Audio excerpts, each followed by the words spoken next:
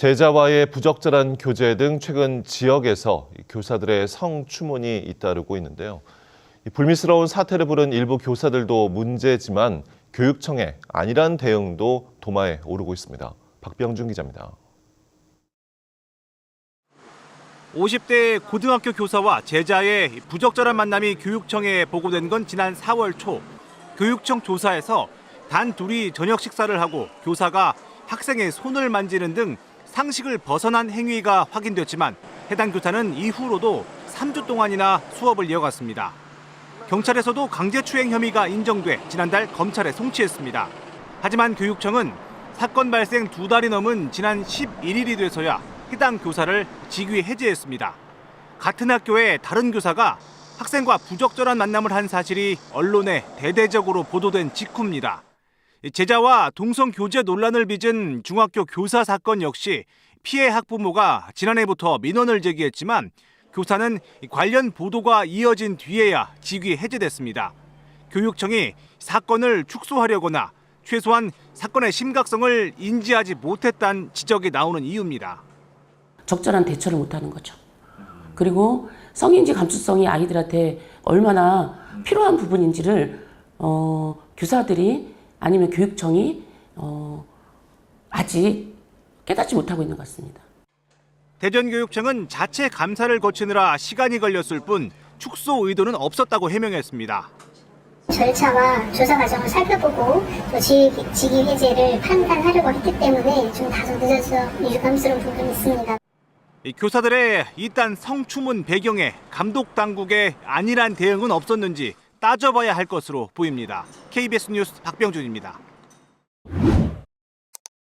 최근 대전 지역 학교에서 교사와 학생 간의 성추문이 잇따르고 있습니다. 한 고등학교 교사가 제자와 부적절한 교제를 한 사실이 알려져 직위 해제됐는데 같은 학교에서 또 다른 교사도 역시 성비위로 징계 절차를 밟고 있는 것으로 확인됐습니다. 박병준 기자입니다. 지난 4월 초순 대전의 한 고등학교 교사 50대 A씨는 제자와 단 둘이 저녁 식사를 했습니다. 이후 커피를 사 나란히 앉았고 손금을 봐주겠다며 제자의 손을 만졌습니다. 옷가게에 들러 10만 원이 넘는 옷도 사줬지만 학생은 받지 않았습니다. 이 같은 사실은 닷새 뒤 학생이 학교에 상담을 요청하면서 알려졌습니다.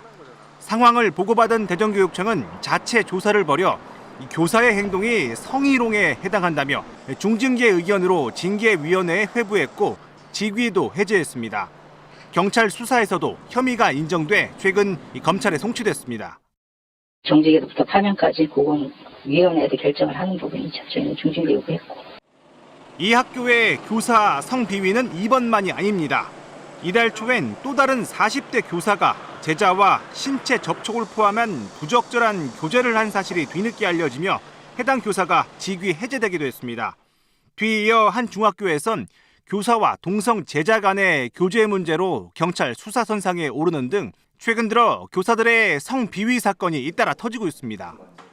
교육을 철저히 강화되게 시키지 않고 어찌 보면 윤리 강령, 행동 강령 요 정도의 그 매뉴얼 정도만 알려주고 있지 이것이 심각하다라는 사태를 모르고 있는 거죠.